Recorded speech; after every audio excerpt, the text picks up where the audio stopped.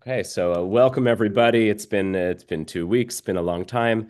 It's good to see you all again. Remember that at this point you can type your name into the chat, so we'll have your record for the attendance.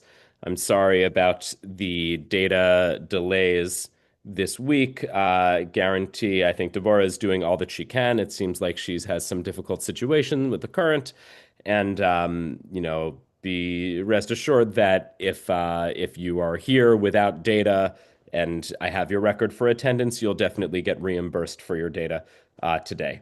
And a reminder also to everybody that this Friday is a 1 day thing. We're going back to the regular Thursday schedule after this. This is just for today because we couldn't meet yesterday because nobody had data. Okay, so hopefully as more people receive their data, um, they will filter into the room, but we definitely need to start because I need to finish by 6:15. Okay, so I noticed that the date says February 5th, even though today is February 6th. I didn't change the date on the slides. Okay, so if you recall, last time we voted on three topics to do workshops on, and the winners were, well, let's see, what do we have? Yes, so we voted on three topics for mini workshops, and the winners were logical reasoning, differentiation and integration. I think that was the top vote getter, and circle theorems. So, and I decided I think it would be good to start with logical reasoning because it requires very little background. In theory, I mean, it's in the curriculum, I think, for 12th grade, but I mean, you can teach this to much younger kids, right? You don't need to know a lot of mathematics in order to do logical reasoning. You could teach this to 8th grade kids or ninth grade kids if you needed to, right? They don't need to have a lot of algebra or geometry or a big math background in order to do this. Okay, so the plan for today is logical reasoning. Once again, for those who just came in, I apologize. I've been unwell for most of this week, and my throat, I've just my nose is stuffed up and my throat feels a little weak. So hopefully my voice can carry through. Um, Okay, good. So I just want to recall this slide that we talked about last time. So because the goal is for us to try to be a little bit more collaborative this semester in trying to design things together. And we already did a little bit of this last time. So when you're designing a workshop on a topic, we had some possible questions to consider. So I mentioned these all last time, but I'll just go over them one more time. So, what material and how much material should be included? Who is your audience? What are the students, or in this case, teachers, as workshop participants, most likely to have difficulty with? The workshop is for the participants, so what is it that they're going to need? What is the level of background knowledge of the workshop participants? Less important for logic because you really don't need any background knowledge in order to learn it. What are the most important formulas and ideas? What kinds of applications does this topic have? Is there anything extra a teacher should know to stay a step ahead of the students? And how can we come up with good questions and examples? So, some of these later questions are going to be a little bit more relevant for next time, because today we're kind of designing a workshop on the basics of logic. Whereas the next time we're maybe going to do some more advanced features in logic. And I want to recall everybody also that I sent a textbook. I think the author was Sundstrom. So this is a textbook on mathematical reasoning in general, but for a lot of the material that we're going to do today, the specific chapter that's important is chapter two, on logic.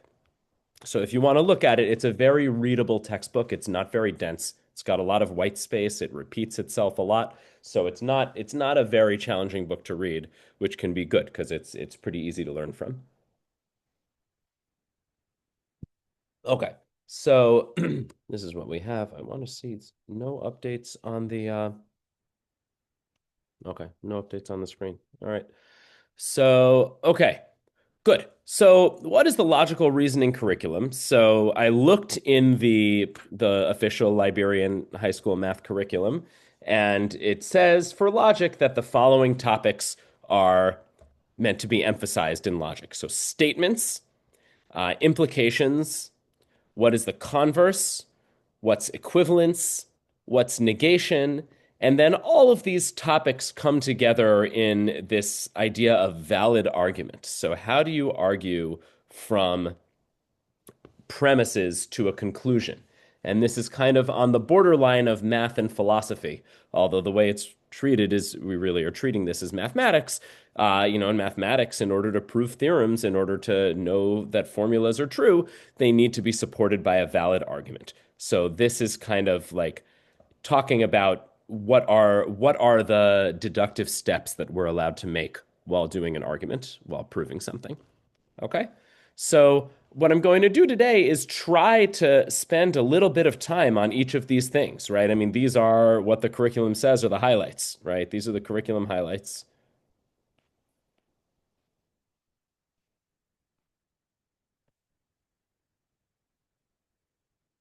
So, they deserve our focus.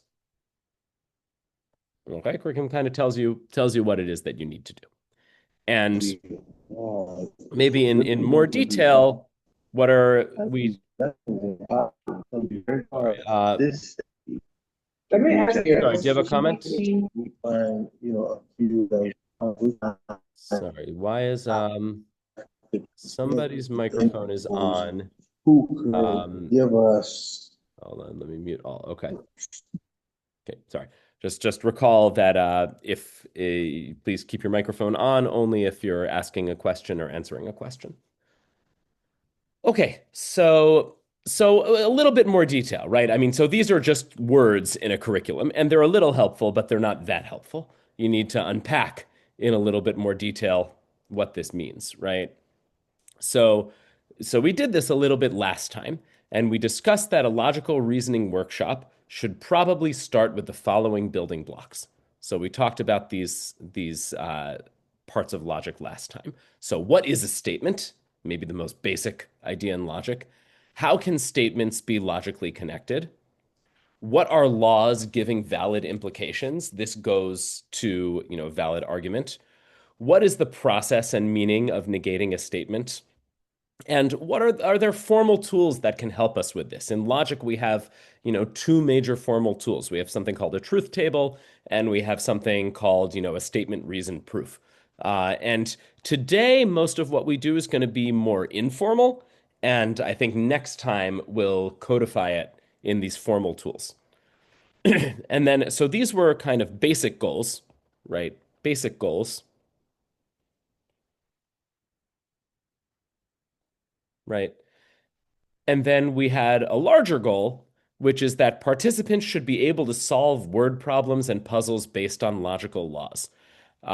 So this is we're going to do one example of this at the end of the day. And then something that you can do before next session is to try to make up your own logic puzzle or word problem based on logical laws. So we're going to do one of these at the end of class today.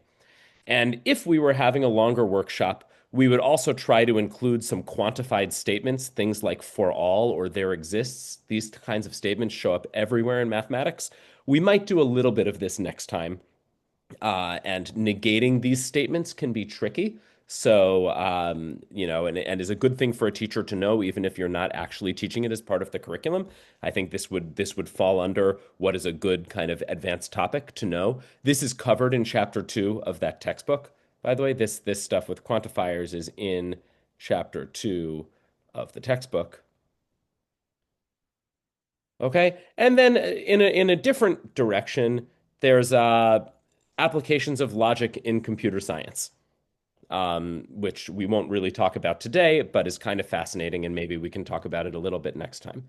So, um, so I apologize again for people who've not received data. I hope you will get reimbursed very quickly. The funds are there to reimburse. It's just a question of getting, just a question of, you know, being able to send all of the cards. Okay, so right, so we have two sessions for logic. Today is going to be the basic session. We're going to review the building blocks, and next time we're going to focus on the word problems and the formal proofs. Okay, so but I'm giving this kind of detail that I haven't given on previous topics, just so that you can get in my mind a little bit. You know, if I'm going to do a workshop on logic, what am I? How am I planning it? I want to set up my goals first um, before you know, just proceeding and writing down some math. Okay, so next time we're going to focus a little bit more on word problems, formal proofs, and maybe, if time, I want to also say quantifiers.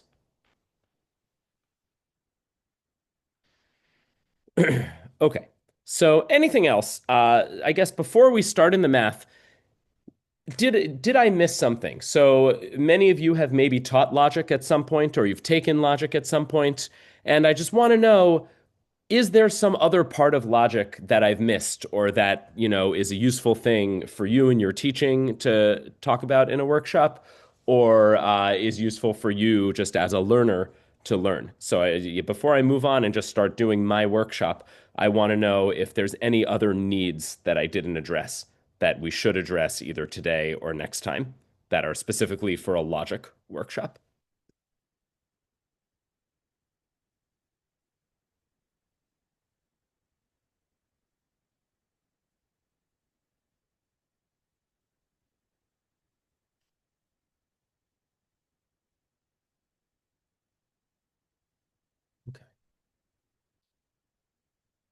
Okay. Yeah, yeah, the Yes, Prince. Yeah, is okay. yeah, I just want to find out. Yeah, as well. My question is, H problem is related to the Age logical problems, reason. like age problems. Yeah, so it's involved there. Yeah, I would say this is not really part of logic specifically. I mean, it wouldn't be if you look at the curriculum. This is more word problems and algebra,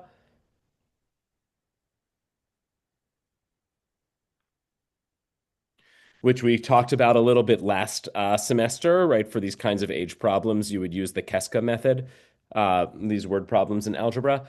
Keska is not really part of the message in part of the method in logic and logical reasoning. So, you know what I think we will talk about age problems is when we talk about WAS and WMC preparation, which is going to be in the second half of the spring.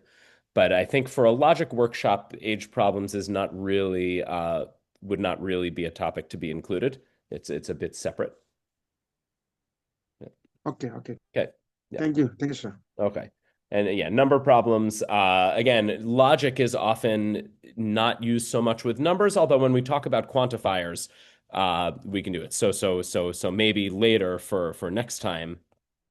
So James says next time can look at quantified statements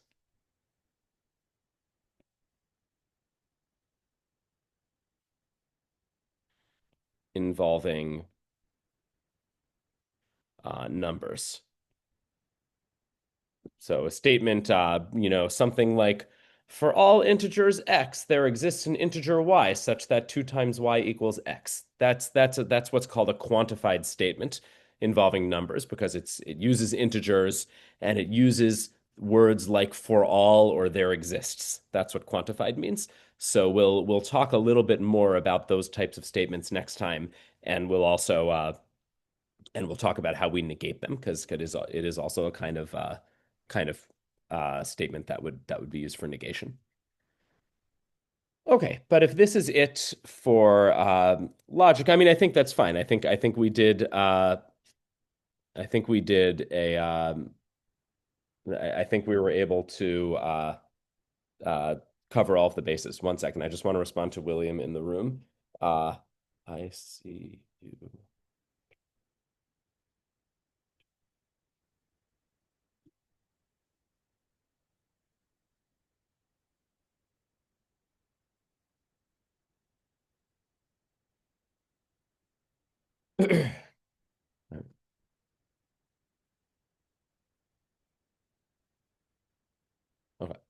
Okay.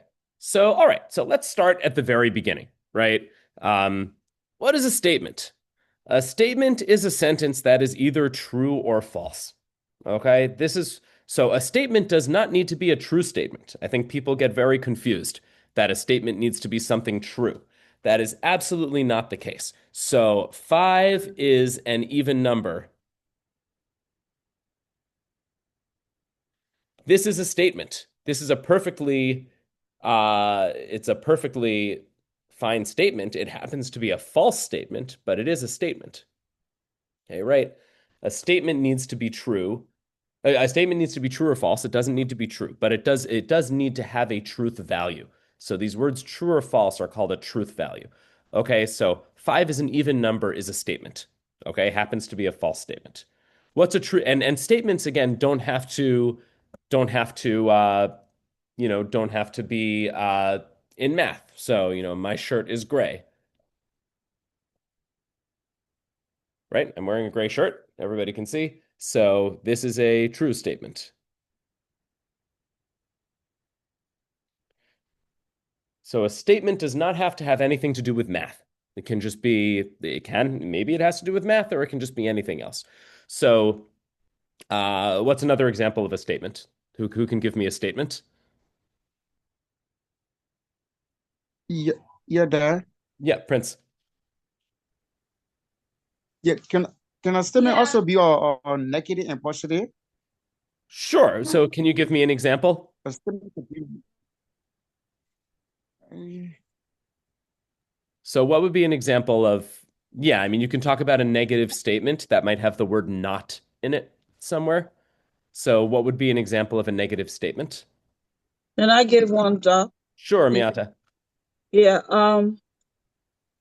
as x is equal to 4 Hmm. as z goes to 0, something like that. Yeah. Okay. So that's actually a really good example. So I don't want to write that down yet because that's actually going to be let's do an even simpler version of that. Let's say that I write x equals 4. Okay? Yes. So let's keep it simple, right? X equals 4. Now, the interesting thing about this is that this is actually not a statement. And the reason it's not a statement is because it involves an unknown on one side and a known variable on the other side, right? So we don't know whether x is equal to 4 because, well, if x is 4, then it's 4. But if x is 3, then it's not 4. And this x is unknown. So this actually, basically, the problem here is that you need more information on x before you can decide this is true. Decide whether this is true. Okay, and a okay, statement needs to be true or false. You need to have all of the information to know whether it's true or false. So if you have something okay. that needs more information, you can't give this statement the truth value either true or false. So I can say not a statement. Okay, so this is going to be not a statement. Maybe I'll circle it in red just so that we know that it's a little different. Yes, plus one. Is it? Sorry, Prince? Yeah, I was saying, I said if I say n plus one. Yeah. N plus one is not a okay. Yeah, these are great. So maybe let's end our statements here. It's sometimes more illustrative to talk about what is not a statement, right? So these here are statements,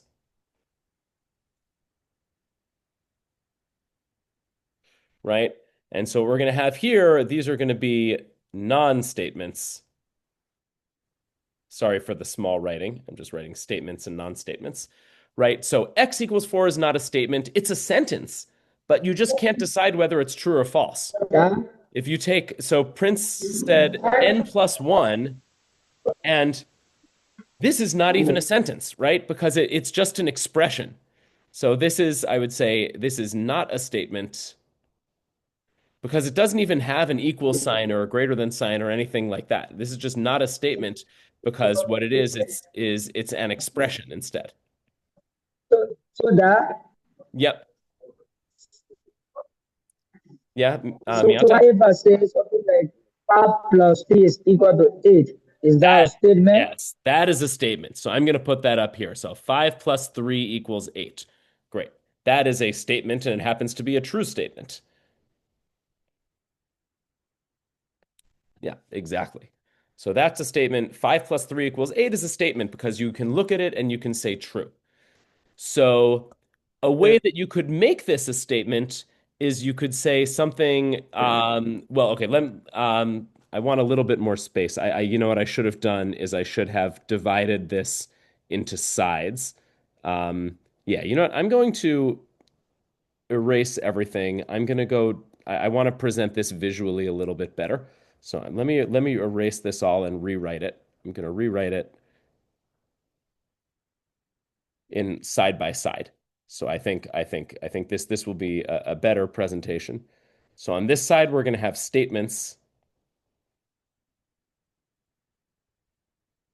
and on this side, we're going to have not statements. Okay, so here we have 5 plus 3 equals 8. We have 5 is an even number, and we have my shirt is gray. And notice that all of these statements basically have the word is somewhere, right? They're making a declaration. They're saying 5 is an even number. My shirt is gray. Or in math, often instead of is, we have the equal sign. So like 5 plus 3 equals 8, right? The equals means is, right? So statements are generally going to have is or was or will Okay, be some okay, some so form of yeah, to that be in them. Yes. the So our not okay, statements we so had. so Yeah, that sorry, means Prince. uh I'm just recopying what we had a before. statement should require an equal sign, right? Well, it could have a greater than Yeah, sign or I it could was have a saying, less than sign, but it should be something that if you say it in you get me? words, there's some form of to be in it, right? So if you say it should have an equal sign or greater than, still has the word is, right? It's is greater than, right? It shouldn't just have something like a plus sign. If you just have 5 So plus 3, okay. that's an expression. Hello. Yes. Hello. Yes. Who's that? Prince? Sorry, I heard hello, but now it's quiet. That Yes. Yeah. Prince? Oh, no. Richard? Richard. Yeah, Yeah. so if I really understood you, it means you can even say something like 5 plus 1 is less than or equal to 9, Yeah. which is the first That's statement. great. That's a statement. 5 plus 1 less than or equal to 9. That's a perfectly true Yep. statement. I'm Yeah, going to write these all. This is true. This is true. This is true. This is yeah, that actually false over here, but that's fine. yeah, Yes, Prince. yeah, that. Hmm. So okay, again, if I say twice a number decreased by 6 is 10, right? Twice Right. a number decreased by 6 is Yeah. 10. Yeah. So that in math is 2x minus 6 equals 10, right? This is not a But statement yeah, because you don't know whether it's true or not. If you happen to take x equals 8, this will be true. But if you don't take x equals 8, then it's not true. So it doesn't have a truth value. So an equation with variables is not a statement. If you want to turn it into a So that statement, you could say yeah, something but that like can I for, answer? sorry, let me just say this. So you could say something like for x equals 8, we have 2x minus 6 equals 10. That would be a statement, and that would be a true statement, right? Because you're specifying the x. You can look at this sentence and say whether it's true or false. This sentence has no truth value. It's true for some x's and false for other x's. So these things with variables, these are what's called open sentences. which means they have a variable that I mean, this is not even an open sentence. This is just an expression. And these two are open sentences. And in any case, you can't call them true or false. Yes, Prince. Or, yeah. Richard. Richard, yes. Richard. Yeah, so basically, before you got a statement you made, you don't need to have something like unknown. Everything got to be known, visible, and it should be the point, right? Exactly, because you need to be able to say whether it's true or false with no extra information, right? So if you can't say that, if you need to actually know Thank what you. the variable Thank is, you, Dad. then Hello. it's not a statement. Yeah. Okay. Yes, Rash. Yeah, Prince. Oh, Prince. Sorry, Prince. I thought I heard Rash before though. Yeah, Yeah. sir. But Yeah, Rash. Yeah, you given a statement as Sorry, a no, sentence Prince, that Prince. is It's Prince. Sorry, it's Rash's turn. Rash. yeah. I mean, in case they saying two times a number, increase the sum of two number is 10, and the difference is 4. Mm-hmm. So is that a statement too? No, because you don't know what the numbers are, right? So, it will be true if you happen to have the correct two numbers, but if you have two other numbers, then it's false. So you can't, if you can't call it true or false, then it's not a statement.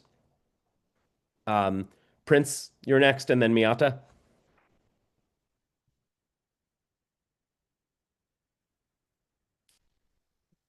Prince, Can I come Miata. in? Prince first. Yep. Yeah, Prince. Yeah. Yeah, aside from the definition of statement, which is given here, you say it's a statement that is either true or false. Now, like the example I gave, 2s or twice a number decreased by 6 equal 10. Okay, Yeah. this cannot be, it cannot be identified to become a statement. This product twice a number, which we can find the value of the s to become a statement, because he said the definition of statement is either true or false. So Yeah. based on the parents, we can probably then, when the answer is given and it's equal to the left-hand side, when the Mhm. right-hand side is equal to the left-hand side, then it cannot just be a statement. Right. Yeah. I mean, unless if there's variables, basically it can't be a statement because the truth value depends on what values you assign to the variables. And so, but a statement can't depend. You have to be able to look at a statement and say that's true, or you look at the statement and say that's false. So if it's the kind of sentence that doesn't allow you to do that, then it's not a statement. Theophilus? Okay. So that I'm saying Right. Okay, great. that Theophilus is next.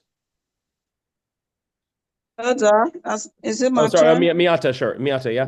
Yes, I have a statement now that I want to share. It's 12x minus 5x equals 7x. Yes. So that's basically good. And let me make that even a little bit clearer to make that a statement. So I'm going to say for all real x, 12x minus 5x equals 7x. Okay? When we state something like this, which is an identity, what we really mean is for any real number x that you substitute, this statement will be true. So technically, so this is a bit of a technical point, but to make it a statement, you should have something that says like for all real x or for all integers x or for all natural numbers x, whatever set you want. So no matter what x you plug in, this is true. And so this here is a true statement, right? It is true that for any real number x that you have 12x minus 5x equals 7x. Okay. Yeah, Thank so you. you're welcome. Yeah, so that's a statement. Great. Theophilus, did you have a question?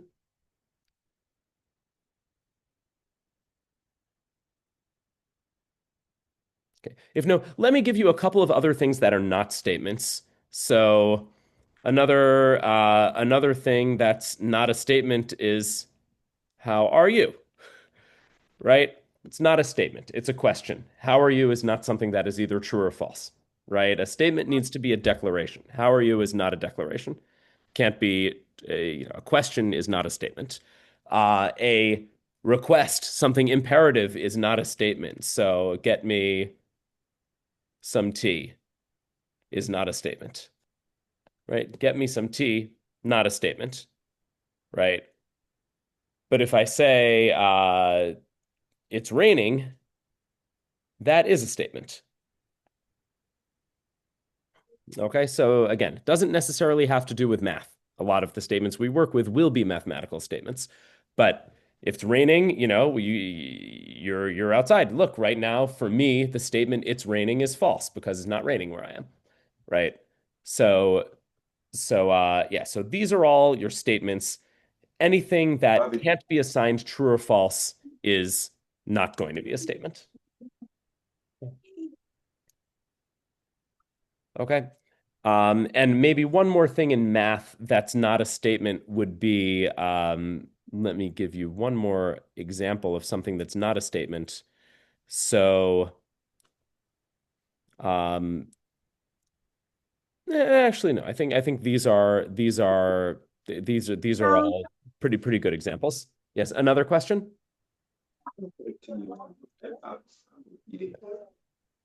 James? Risky. Okay. Okay. 1 second.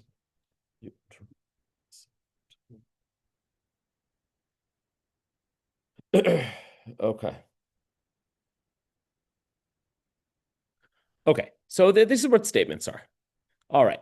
And now, what are logical connectives? So we'll spend a little bit of time on this, but there are ways of building more complicated statements out of simple statements. Okay, so everything that we had here is basically a simple statement. There's no words like we're not using and to put things in. We're not really using an if then. I guess here maybe we're using a bit of an if then, but not really. We don't have the word or. We're really writing simple things. But if you have statements, you can put them together to make more complicated statements, which are still statements. And so the way that you do this is using what's called logical connectives. Okay, so these logical connectives are ways of building more complicated statements out of simple statements. And we'll go through what each of these are, but the most common logical connectives that people use are the word or. So I'm capitalizing all these words. So or, and then I'm writing the symbol. So people usually use a capital V to represent this symbol or. I'll go through what they all are, but let me just mention them. So and, which is an upside down V, implies, which is written like an arrow, and sometimes this implies is also called if then. Okay. There's something called if and only if, which is a biconditional arrow. And then the word not or negation, which is often given by this symbol. Sometimes you'll see it also given by a tilde, so you can write it like that. Okay. And so these words are, they're English words, but they have very rigid meanings in logic. Okay. And so when we think about these rules, we have to think, what is the point of a statement? So the point of a statement is to be either true or false. Okay. So if you want to make a more complicated statement, you'd better be able to tell whether or not it's true or false. Okay. So what are the rules for these statements? So let's go through them and then we'll go do some examples, okay? So what does it mean P or Q? So often we use capital letters for statements, just like we use lowercase letters for variables in algebra. We often use capital letters for statements, okay? So if for P, you could think that P represents any of these statements. Maybe P is the statement 5 plus 3 equals 8. Maybe it's the statement my shirt is gray. Maybe it's the statement when x equals 8, we have 2x minus 6 equals 10. Okay, so it could be any of these statements, but they have to be statements, right? So the statement P or Q is true exactly when at least one of P or Q is true. So that's pretty intuitive, right? So if I say, so an example, let me just blow this up. So an example would be, 5 plus 3 equals 8, or 2 minus 1 equals 5, right? This is a statement, and it's a true statement, right? Because, well, 2 minus 1 equals 5 is false, but 5 plus 3 equals 8 is true. And you only need one of the two things to be true, right? So 5 plus 3 equals 8 or 2 minus 1 equals 5. This overall is a true statement because one of them is true. It's totally fine if both of them are true, right? If I have 5 plus 3 equals 8 or 2 minus 1 equals 1, that's fine. They're both true. The or is still true. It doesn't have to be one or the other. It can be both. That's a meaning which sometimes in colloquial language we don't give or that meaning. When we say or, we really mean one or the other, but not both. That's casual language. But in math, or has this very specific meaning, and it means that P and Q are both allowed to be true. That still makes the or statement true. So it really means P or Q or both. Okay, so this is fine. This is a true statement. Now, and is a little bit different. And says that if P and Q are statements, then P and Q, well, when is that going to be true? Well, you've only got one choice. It's only going to be true when both P and Q are true, right? So let me just do the same example. If I say here, as an example, 5 plus 3 equals 8 and 2 minus 1 equals 5, well, this is now a false statement, right? Because 5 plus 3 is 8, that's fine, but 2 minus 1 is not 5. So it's certainly false. I can't say 5 plus 3 equals 8 and 2 minus 1 equals 5. That's false, because one of them is false. Okay, it's still a statement, but it's a false statement. Okay, any questions about or and?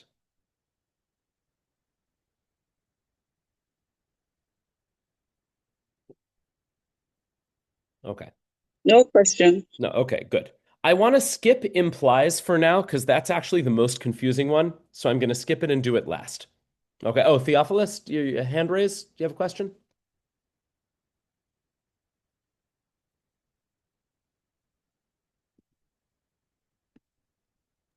Rosa? Yes. Theophilus or Rush?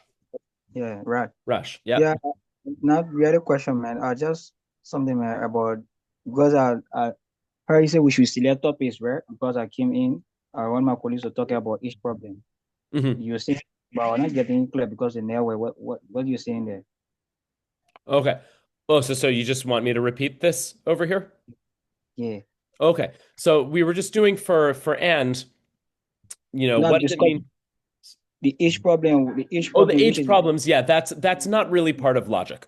So I said that that's more in the word problems and algebra area. So we or, may talk about that a little bit more when we or do WAS and WMC preparation, which is in the later spring, but it's not really part of logic.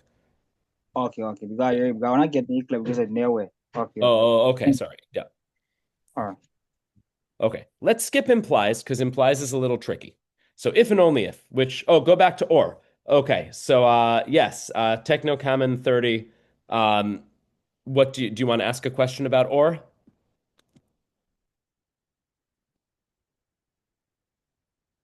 Yeah, we're going to talk all of this, James. All of your questions relate to implies or if then. So that's going to get its own slide because that's the most complicated one.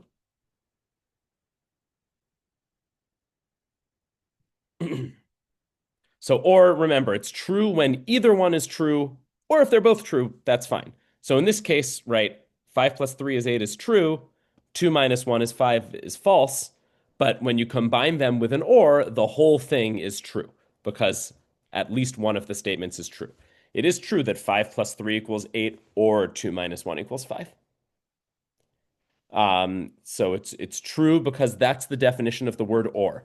If I say, I'm going to be, if I'm a mathematician and I tell you I'm a mathematician or I'm a firefighter, that's still a true statement because I'm a mathematician, right?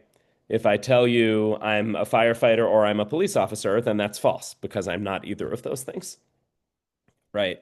So true is going to happen if one of the two things is true.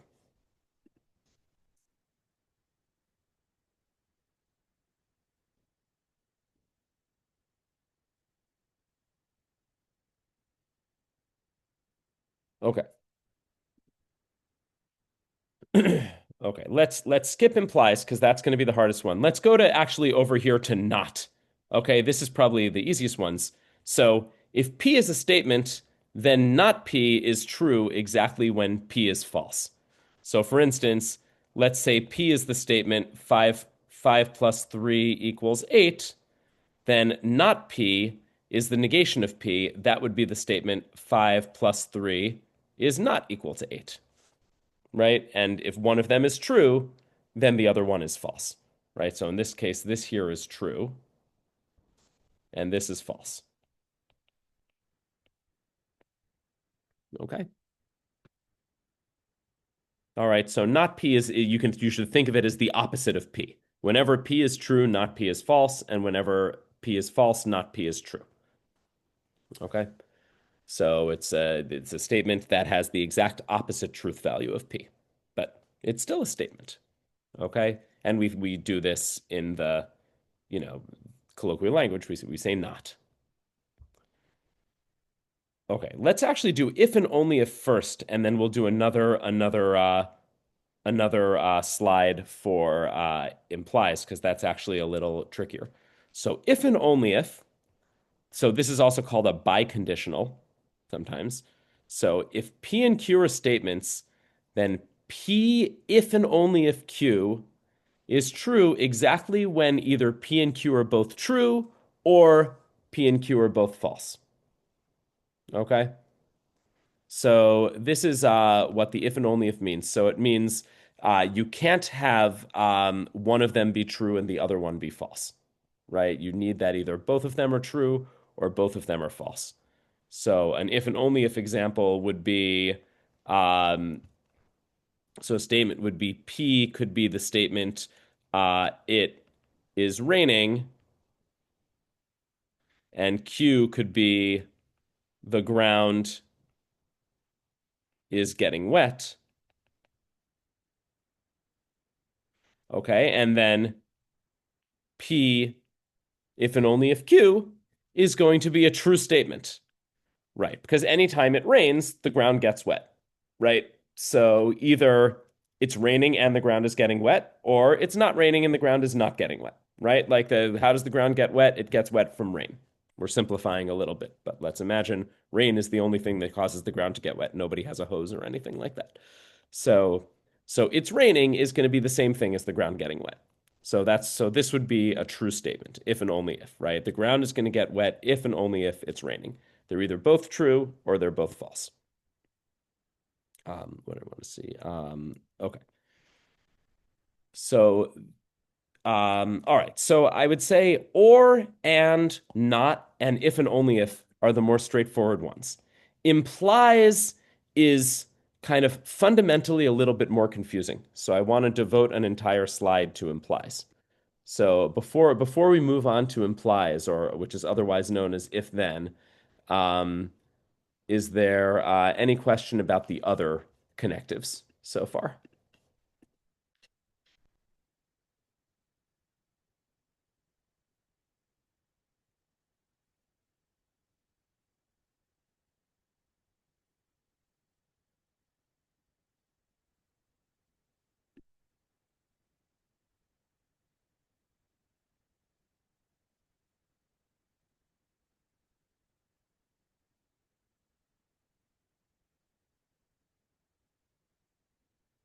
Okay.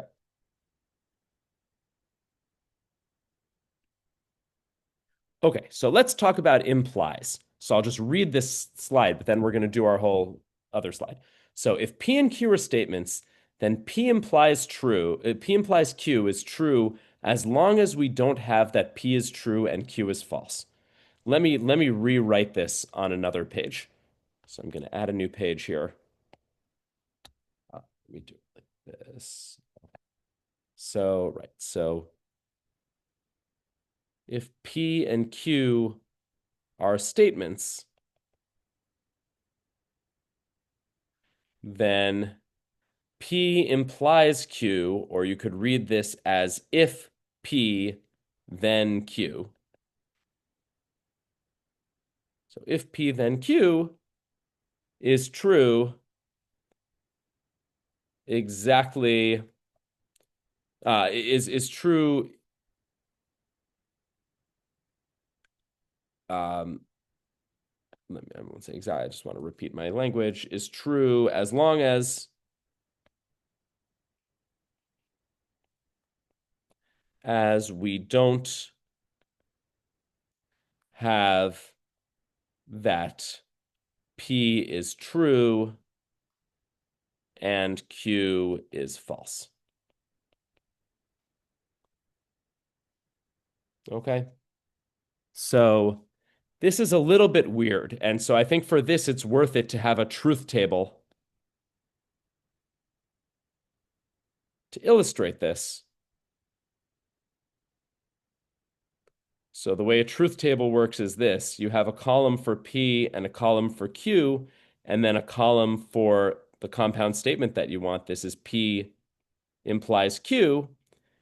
And then you write down every possibility for the truth values of P and Q. So you could have true, true, or true, false, or false, true, or false, false. Those are the four possibilities. And the definition that we have for this P implies Q is that if P is true and Q is true, then P implies Q is also true. If P is true and Q is false, then P implies Q is false. If P is false and Q is true, then P implies Q is true. And if P is false and Q is false, then P implies Q is also denoted to be true. And especially these two are sometimes confusing for people. So I want to take a little bit of time to discuss it. Okay.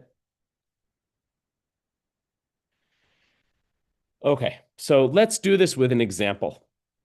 So let's say P is this, sorry. Hello there. Yes, Prince. Hello. Yes, Yeah, Prince. Yeah. Yeah, so for if P is false and Q is false, yeah, and it implies that P to Q or implies is true. So that Yeah. just means like when we have a positive times positive equal to positive and negative times negative to give you positive. I think that is just like something like this. Kind of. It's a little Are you getting what similar, I'm saying? except that Hello? you also have that this true implies false is false, right? So I wouldn't draw too many analogies to positive and negative. Like superficially, it looks a little bit like it, but I don't think it's going to help you actually understand how the implication statement works. So I think this will be clearer Yeah, with an yeah, because what example. we're looking at, Yeah. So yes, what let's we're looking at P is for first. P is yeah. So P and Q themselves should be Then if statements, if right? P implies to Q to be false, so So you're yeah, right. Mhm. yeah, go ahead, sir. Sorry. So this is the statement, right? We should read this. If P is true, then Q is true. So, well, if P is true and Q is true, then it makes sense to say if P is true, then Q is true. If P is true and Q is false, then certainly the statement doesn't make any sense, right? You can't say that something true implies something false, right? That's kind of like not the that's exactly the opposite of what implication means. And then these, I think, are a little bit hard to speak about in the abstract. So I want to give an example that's going to make some sense with this. So this example is stolen from this book that I sent. So let P be it is raining. Statement it is raining. And let's let Q be the statement there are clouds in the sky.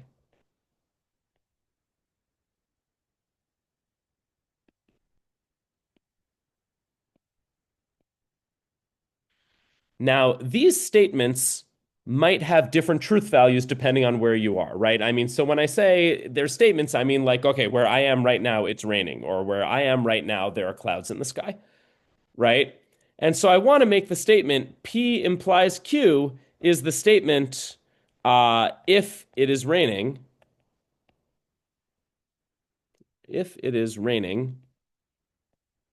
then there are clouds in the sky.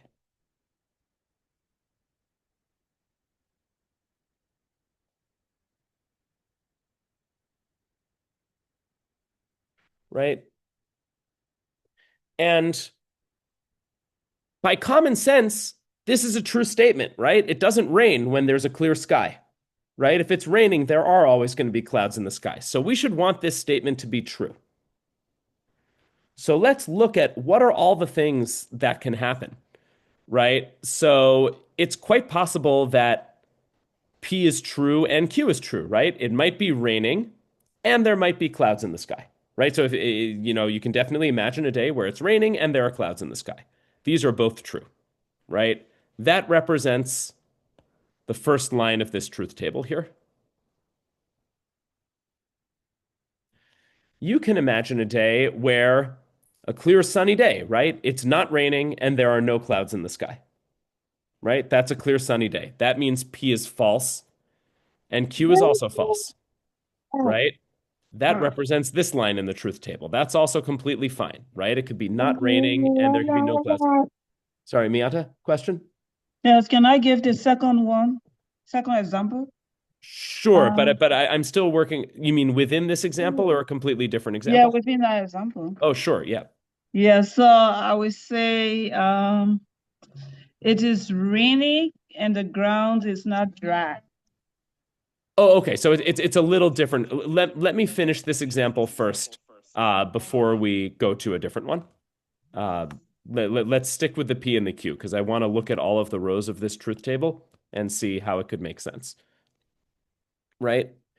So let's look at this third row, right? False then true. So that would mean it's not raining and there are clouds in the sky, right? Totally possible, right? You can just have a cloudy day where it's not raining, right? It doesn't make this statement false, that if it is raining, then there are clouds in the sky. It doesn't make that statement false, right? So a way we can think about it is that having the premise be false, P is sometimes called the premise or the antecedent, and then having the consequence or the consequent be true doesn't mean the if then statement is wrong, right? If we're saying if it is raining, then there are clouds in the sky, that's not the same thing as saying if there are clouds in the sky, then it's raining, right? If it's raining, there have to be clouds in the sky. But just because there's clouds in the sky doesn't mean it has to be raining, right? You can just have a cloudy day where it's not raining, right? So what we say, I mean, and this is why it's a little bit confusing because, it's a bit of a convention how we assign truth values here. But we say that the implication is true even if it is raining is false, right? So even if it's raining is false. So if it's not raining, but there's still clouds in the sky, that doesn't make this implication false. So we still say that it's true.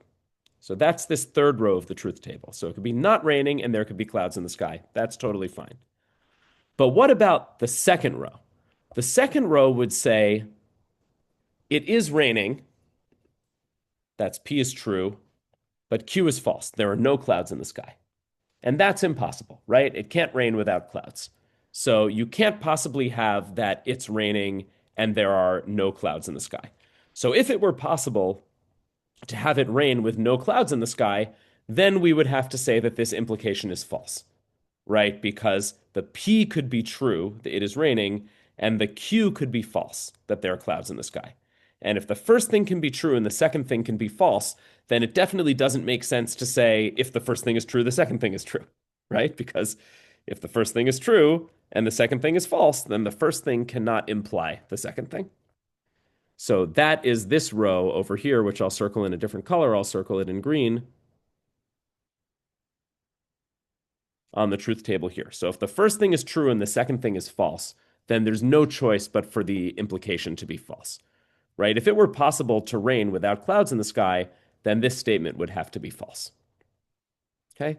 But all of the other possibilities, none of them contradicts this statement, right? They're all just quite, this statement is perfectly true, and it's true when it's raining and there's clouds in the sky, and it's true when it's not raining and there's clouds in the sky, and it's true when it's not raining and there's no clouds in the sky. The thing that would make it false, which is why this is the only false row of the truth table, would be if it were raining but no clouds in the sky. Okay, so this is how the truth table so this kind of statement, by the way, is also sometimes called a conditional statement. Because, the P gives a condition for the Q to be true. And it's true, the only way we say it's false is if we really violate what it says, meaning the P is true, but the Q is false. That would really say that this statement cannot be true. Because this statement means that if the P is true, then the Q also has to be true. So there's no way you can have the P true, but the Q false. Okay, Miyata, now your comment? Yeah, so the same implies with the statement, it is raining and the ground is not wet, right? Exactly. I So could that, use that. Yeah, I could use that. yeah, so that would be a little right. So if it's raining in the yeah, so you couldn't have the statement if it is raining, then the ground is not wet. Uh, it wouldn't have that if it is raining, then the ground is not wet, because you could certainly have it raining, but the ground is not wet is going to be false, right? Because the ground is going to be wet if it's raining. So if it is raining, then the ground is not wet. Yeah, so maybe I should say very explicitly, this is a true statement. But if I have another statement, if I had a different statement, like if it is raining, then the ground is not wet.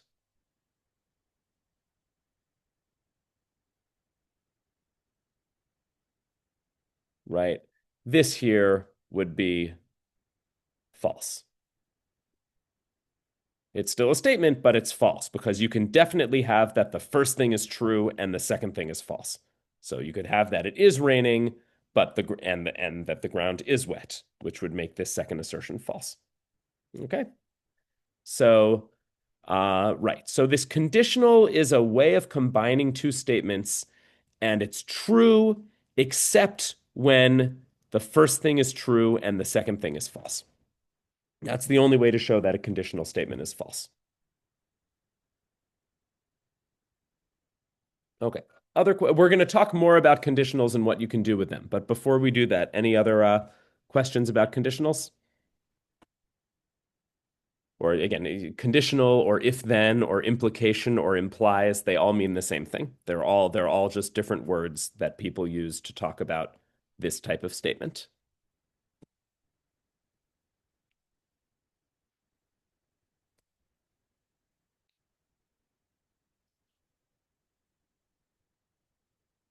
So let me give you one more example before we even go to another page. One more example would be the statement. So here's a question. Let's take the statement, if 3 equals 0, then 5 plus 2 equals 7. Okay, so this is a statement. It's an if-then statement. Oh, someone's waiting to let me in. Oh, sorry. No, I'm not getting right now.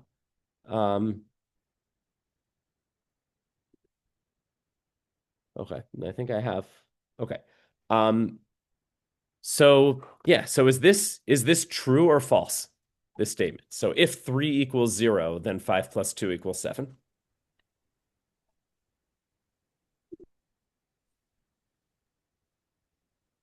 Yeah, to Yes, me, it Prince. is false. It is false to me. Okay. So let's look at the individual parts, right? Here's the first statement, and here's the second statement. Can I give my view too? Yes, Miata. Yeah, So for me, it's true. true. Okay. And okay, so some people think it's true, some people think it's false. Well, let's look at it using our rules. So we have the first statement. This is the P right here. We can call this the P and we can call this the Q. So 3 equals 0. Is that a true statement or a false statement? Yeah, it's a false statement. Exactly. So this is false. And 5 plus 2 equals 7. So true statement or a false statement? Yeah, it's a true statement. It's true. true. It's true. Good. So this is what we have is False and true. false implies true. False. Go back to our table. False, if P is false and Q is true, then we say that the statement is actually true. Right? This is why people get confused, because it's not symmetric with P and Q. Right? The only way it's false is if P is true and then Q is false. So in fact, by the rules of implications, the overall statement is true. Right. Okay, so Wow. Miyata was right. Okay. Overall statement is true. This is very tricky. Okay, yeah, and it's tricky, and this is a statement that's called vacuously true. So you could say, so anytime you have a false premise, anything can be true, right? So this illustrates that you don't want to argue from false premises, because if you start from a false premise, then you can prove anything, right? So, right? Because I mean, you could say something like, I'll do one more for math. If 1 equals 2, then 2 equals 3, right? This is to prove. If you allow me to use that 1 equals 2, then I can totally prove to you that 2 equals 3. I just add 1 to both sides. In this case, again, we have something false over here, It's only false. and then also something false, So the result will be true. and the result is true. Okay, so again, we have the same thing. Overall statement is true. Okay. Um, and so overall statement is true. Again, false implies false is true. But if we had something, I mean, let me just do quick 2 more examples. So we have, again, you start with a false premise. People have trouble when the premise is false. People with conditional statements are usually fine if the premise is true. But if the premise is false, this gives a problem. So again, you can mix math and non-math. So if 1 equals 2, then I am the Pope, right? Again, this is fine. This is a true statement, because if 1 equals 2, then I am the Pope. Never mind that I'm not the Pope. It doesn't matter, because 1 is not equal to 2. And I'm claiming that I'm only the Pope if 1 equals 2. Okay? So I'm not actually claiming anything that you can falsify, right? Because we know that 1 is not equal to 2. False. I am the Pope. Also false. Overall is going to be true, right? Yeah. Right. And then lastly, let me just reverse the first example. So if we have, if 5 plus 2 equals 7, then 3 equals 0. Now this, we've switched the order. So it's the same 2 statements, but we're switching the order. But now we're saying, if some true statement, then some false statement is true. Overall, the whole thing has to be false. Let me just put these all in capital letters for make it easier to read. Yeah, Dan. Yeah. Yeah, Prince. Yeah, Prince. Yeah. Okay, let's look at it this way. In case a person or individual promise you and you choose that to be or true because you believe in that person, but the result of that promise is not given and is given as false. Yeah. So can we say the overall to be a promise someone make a promise and you trust that person and you trust then that the statement made by that person is true, which is the promise that the person made, but the result of that outcome did not surface, it entered to false. So what will be the overall outcome? Right. So for instance, this is actually going to be a little bit better when we talk about proofs, but let's talk about, who makes the most promises, right? Politicians make the most promises, right? So you may have so let's say the politician says that they're going to, I don't know, they're going to fund education.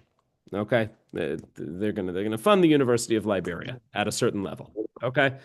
So now then the politician has said this.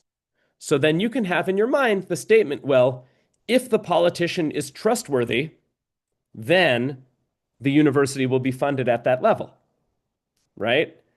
And that should be a true statement, right? Because what could happen? Either the politician could be trustworthy and the university could be funded at that level. That's fine. That's true and true. The politician could be not trustworthy and then the university is not funded at that level. That would be false and false. Still makes the statement true. The politician could be not trustworthy, but maybe still funds the university at that level, just breaks some other promises. That would be false implies true. That's fine. But if what you can't have is that the politician is trustworthy and the university is not funded at that level, as the politician made a promise. So if the politician is trustworthy, then the promise will be kept. So instead, if the politician is trustworthy, but the university is not funded at that level, that's a problem. That would mean that your implication is a false statement. So yeah, I think that examples will be clearer when we talk about logical laws. So right now we're still just talking about definitions. This is just what an if-then statement means. We're going to talk about how to change things with definitions, but then we're really going to talk about logical laws, and that's where these types of arguments are going to be clarified a little bit better. So maybe wait until we get to that, which will be soon. Okay. So, all right. So just some thoughts about implications. So, okay. So we have this statement already. So if we have a statement of the form P implies Q, for instance, if it's raining, there are clouds in the sky, the same example. So P is the statement, it is raining, and Q is the statement, there are clouds in the sky. So each statement has something called a converse, and it has something called a contrapositive. Okay? So the converse just means switching the direction of the implication. So instead of if P then Q, you have if Q then P. So instead of if it is raining, then there are clouds in the sky, we have the statement if there are clouds in the sky, then it is raining. And you can see just from common sense that the converse is not necessarily equivalent to the original statement, right? For instance, this is a true statement. If it is raining, then there are clouds in the sky. That's true. Whereas the converse here is false. If there are clouds in the sky, then it is raining. That's not a true statement, right? It's quite possible that there are clouds in the sky, but it is not raining. That would be the first thing being true and the second thing being false, right? So the converse is generally not equivalent to the original statement. However, there's another thing that you can do with it called the contrapositive. So the converse is you just switch them. The contrapositive is the same statement. You switch the Q and the P, but you also negate them both. And it turns out that this is equivalent to the original statement. So for this example, if we have the statement P then Q, so if it is raining, then there are clouds in the sky. So P is this statement, it is raining, and Q is this statement, there are clouds in the sky. So the contrapositive would be the statement not Q implies not P. So how would we write the contrapositive in just plain English as a sentence? So Q then P is if there are clouds in the sky, then it is raining. How would you change that to write the contrapositive? Yeah, enough? Yeah, that. Yes? Yeah, probably from my understanding, it would be like if there are no, or if it's not raining, then there's no cloud in the sky. Probably something like that. Careful, right? Because we have to start with Q. So the not Q would be what statement here? Hello? Yes, hello, Enoch. Yep. Yeah. Yeah, so you Yeah, said if it is not saying- raining, but that's not P. So we want to start with not Q.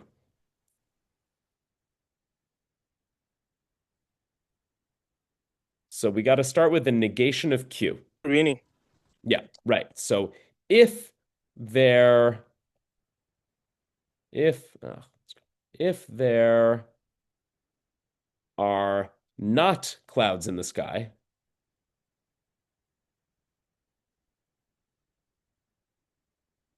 then it is not raining. Right? That would be the contrapositive here because there are not clouds in the sky. That's not Q. That's the negation of Q. And it is not raining. That's the negation of P. Right? So here we have if there are not clouds in the sky. So I'll call this here, this is not Q. And then it is not raining. That's not P. Okay, and they're connected by an if and a then. Okay. And if you think about it, just using common sense, this is equivalent to the original statement. You're saying if it's raining, then there are clouds in the sky. That's the same thing as saying, well, if there's no clouds in the sky, then it can't be raining, right? You can think of this also, right? If the politician is trustworthy, he'll fund the university. Well, that means if the politician does not fund the university, then the politician's not trustworthy, right? So if you reverse the order, in order to keep it equivalent to the original statement, you also have to negate both statements. Yeah, that. Okay? Yep. Yeah. Actually, I'm not kind of responding because my network is misbehaving. So, Okay. what if we decide to also converse the contrapositive? Okay, yeah, then you get something called the inverse, which we can mention, but is usually not as you end up getting something that's equivalent to the converse, which is called the inverse. But usually the inverse is not used as much as the converse, so that's why I don't have it on this slide. But yeah, if you do not P implies not Q, that turns out to actually be the contrapositive of the converse. So which means it's equivalent to the converse. Um, so in this case, you would have if it is not raining, then there are no clouds in the sky. That would be equivalent to if there are clouds in the sky, then it is raining. But to keep things simple, I want to stick with just the converse and the contrapositive right now because these are the two things that people usually confuse. And people confuse this all the time, not just in formal mathematics, but in all areas of life. People confuse statements with their converses, right? So if somebody says, you know, if you take this medicine, you'll get better, right? The converse of that statement is if you get better, then you take the medicine, right? So, but those aren't the same thing because, yes, maybe the medicine is effective. You take the medicine, you feel better, but maybe you would have felt better anyway, even without taking the medicine, right? So the statement that if you feel better, then you must have taken the medicine, that's not true, right? Because there are ways to feel better without the medicine. Maybe, you rest or something like that. So the converse, but people often confuse, a one-way implication with another way implication. So they confuse this in science, they confuse this in politics, they confuse this everywhere. Um, so so it's very important to keep in mind this difference between the converse and the contrapositive. The converse is just when you switch the order, and that's not equivalent, as this example shows pretty clearly. But the contrapositive is equivalent. It's just another way of stating stating the original statement. And sometimes it's a more useful way of doing it. Okay. So if there are not clouds in the sky, then it is not raining is the same thing as if it is raining, then there are clouds in the sky. As if if it's raining, there's clouds in the sky. What's a way of checking that it's not raining? Well, if you go outside and you see a clear sky, then you know it's not raining even before you step outside. You don't need to like feel whether or not you're getting wet. You look up and you see a clear sky, you know you're not going to get wet. Okay? So if there are not clouds in the sky, then it is not raining. Okay, so okay, not getting through now. I don't know why everybody's having trouble with the link. A lot of people seem to be having trouble with the Zoom link. Okay, so when you have an implication, there's two related statements. One is called the converse and one is called the contrapositive. Okay. Questions on this?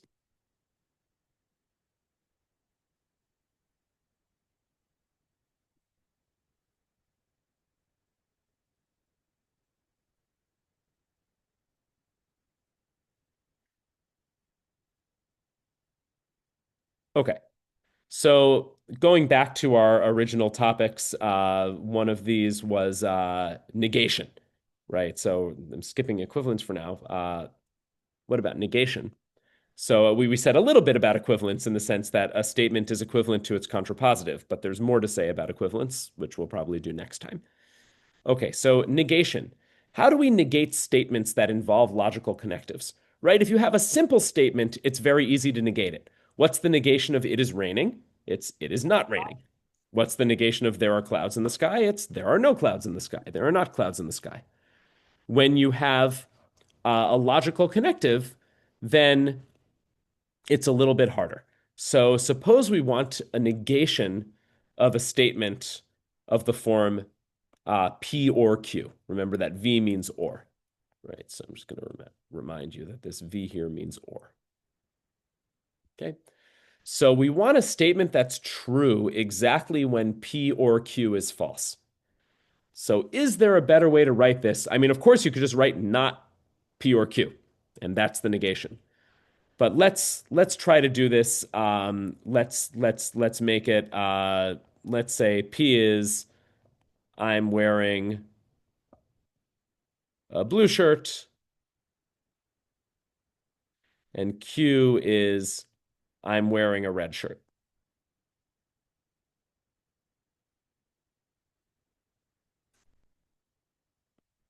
Okay, so P or Q would be the statement I'm wearing a blue shirt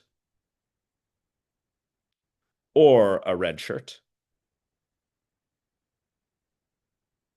Okay, it would be the statement I'm wearing a blue shirt or a red shirt. Okay, so what about not P or Q? Okay, so that's saying that this statement is false. Now we remember, what does it take for an or statement to be false? Right? If you go back and remember about or statements are true when either one of them is true. So if P is Q or true is Q or Q is true, then P or Q is true. So to make it false, what's the only possibility? Well, the only possibility to make it false would be that P is false and Q is also false. Right? That's the only way to make an or statement false. Would be if they're both false here. So, oh, no. Oh, God, are these? Sorry, 1 second. Sorry. Hello? Okay, are you here? Okay, perfect. Great. Thanks. Bye. Okay. Sorry about that. Wait, let me do this. Okay, great. Okay, right. So they would both need to be false in order to make the statement false. So in this case, the negation of P or Q would be I'm not wearing a blue shirt and I'm not wearing a red shirt.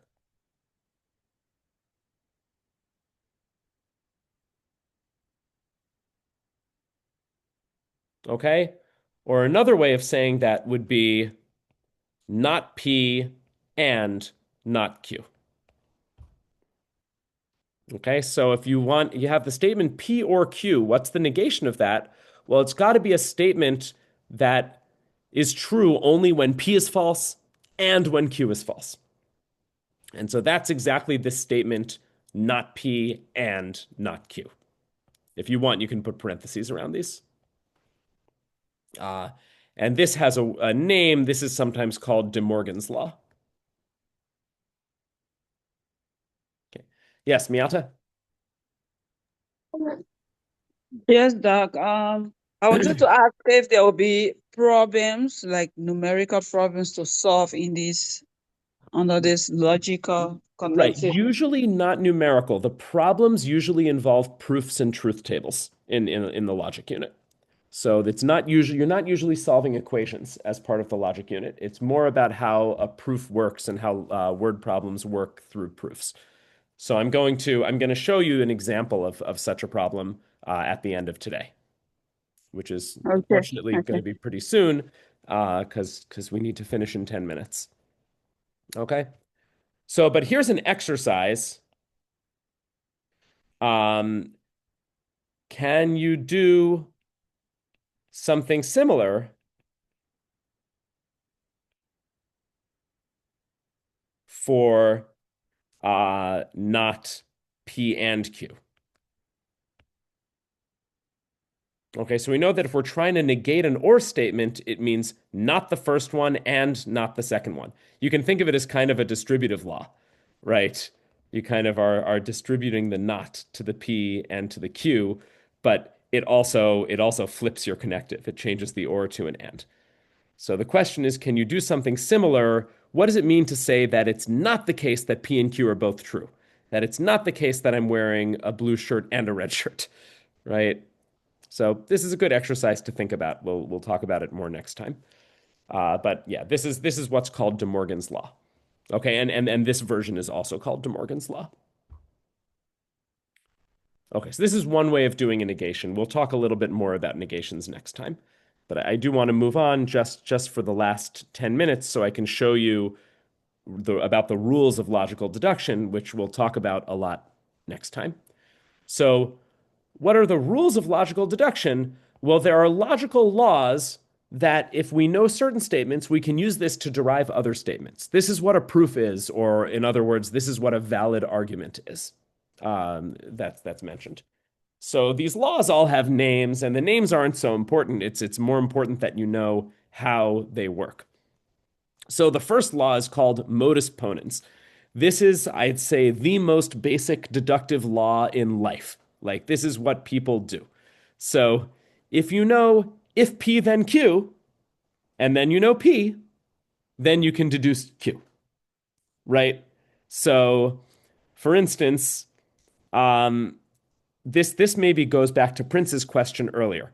So let's say that somebody makes you a promise, and P is that person is trustworthy, you trust them, and Q is that person keeps their promise, right? Well, if you know the person is trustworthy, then they're going to keep their promise, right? They say if they're trustworthy, they're going to keep their promise. And if you know the person in fact is trustworthy, then they're going to keep their promise. And maybe another, a more basic example of that would be, well, we would say if P, so we would say, if you don't study, you will fail. So if you're given, if you don't study, you will fail, and and you don't study, I'm trying to write this in not that much space, then the implication is you fail. Okay, so if we have the statement, if you don't study, then you will fail, and we also have the statement, you don't study, you can derive from that in fact, you will fail. Okay, so this is called modus ponens, but it's basically just standard inference. You have an if-then statement. Well, if the if thing is true, then the then also has to be true. Okay, so if you know P implies Q and you know P, then you can deduce Q, right? So P could be the statement, if you are a right triangle, and Q could be the statement, the Pythagorean theorem holds.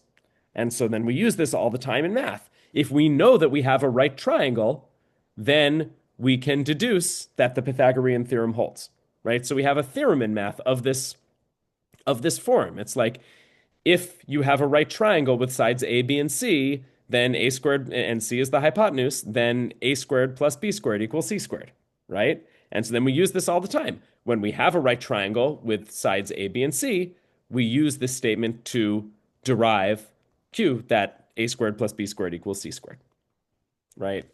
So if you know an implication and you know the first part, then that gives you the second part. Okay, so there's a kind of reverse on this, which is also if you know an implication that P implies Q, and you also know that Q is false, then that tells you that P has to be false, right? So, for instance, if P is you don't study and Q is you fail, let's say that we know that Q is false, meaning that you passed. Well, that means we can derive that, in fact, you studied, right? The only way you passed is if you studied. Okay, so if you know that Q is going to be false, then you know that P is false also. Right? You'd say, if this politician is trustworthy, he's going to fund the university. Well, if the university doesn't get funded, then you can derive that, in fact, the politician was not trustworthy. So if Q is false, then P is false. Okay. Sorry, Miyata, is this still the same question or is it a new question? Okay, so just to go quickly over the rest of these laws, there's something called disjunctive inference. Let's say you know that P or Q is true, and you also know that not P is true. Well, then you get that Q is true, right? Imagine here, P is that I'm wearing a red shirt, and Q is that I'm wearing a blue shirt. So if I tell you I'm wearing a red shirt or a blue shirt, and then I also tell you that I'm not wearing a red shirt, well, then the only possibility left is that I'm wearing a blue shirt, right? That's exactly what this is. I know red or blue. I also know not red. Then the only other choice is blue, right? Again, this is completely, we use this all the time. Who stole the cookie? Was it you or your brother? Well, if I can show that you didn't steal it, then it has to be, if you can show that you didn't steal it, then it's got to be your brother, right? That's disjunctive inference, right? We use it all the time. Okay. So, um, right, if it has to be one of two things and you can show that it's not one of them, then it has to be the other. So that's disjunctive inference. Okay, and then there's so contrapositive we already did. I'm going to skip to contrapositive. If you know that P implies Q, then you also know that not Q implies not P, right? That's fine. This is the contrapositive. And then a couple more basic things. If you know that P implies Q and that Q implies R, then you can deduce that P implies R.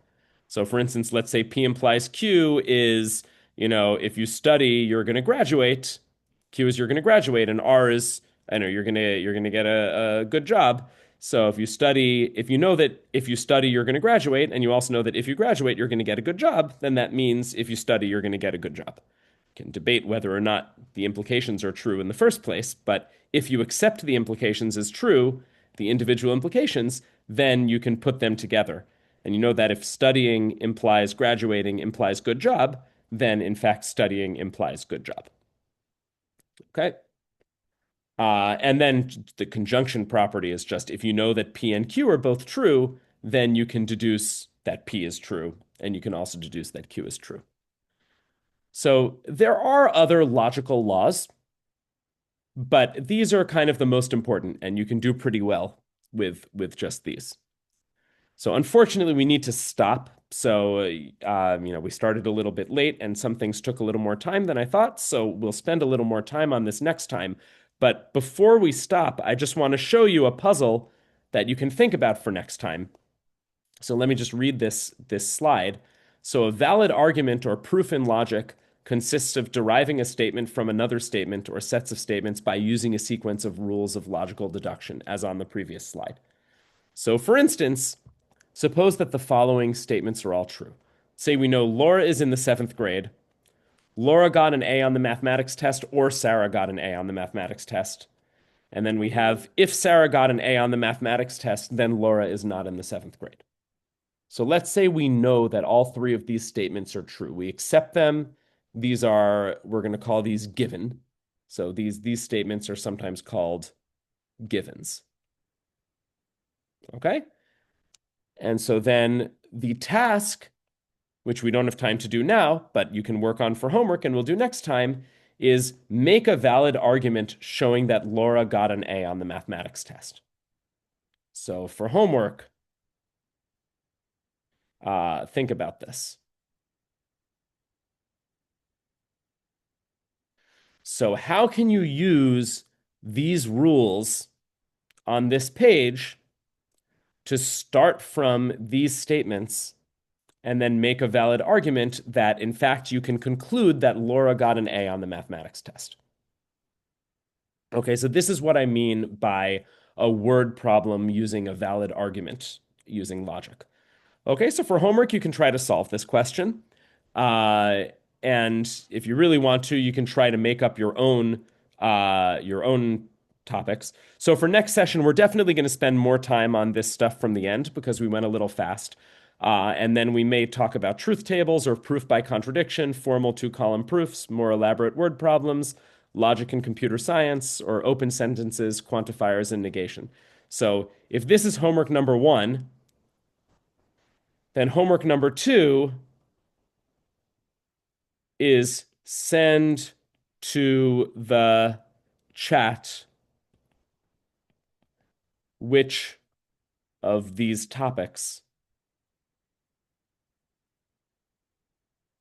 should get the most focus? Okay, because I'm not going to be able to cover all of these in one session. So send to the chat maybe an informal vote of which topics you would like to see with more concentration on next time. Okay. So Yeah, or that. yep. Yes, Yeah, for the topic for the topics you just showed, they are all actually important. So for me, what I actually suggest is that if necessary, we can take like 2 days of our class time to go through. Then I know would that be possible? Because It's possible. If people overall vote for it, then that's fine. But I want to gauge everybody's opinion in the WhatsApp chat before I spend an extra time because we do have other topics that we're supposed to do. So I want to, if people want extra, we can do extra. But that depends on overall what most people in the chat want. yeah, sure. Yeah. Okay. So that's homework number 2. And then if you want to, okay, so remember, no class next week. We're going to resume the week after February 19th. In the meantime, sorry, I have to let people in. Give me 1 minute. Okay.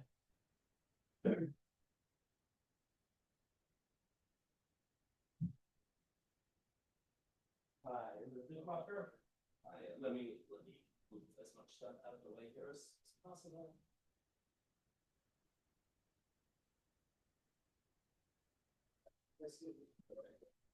Right here.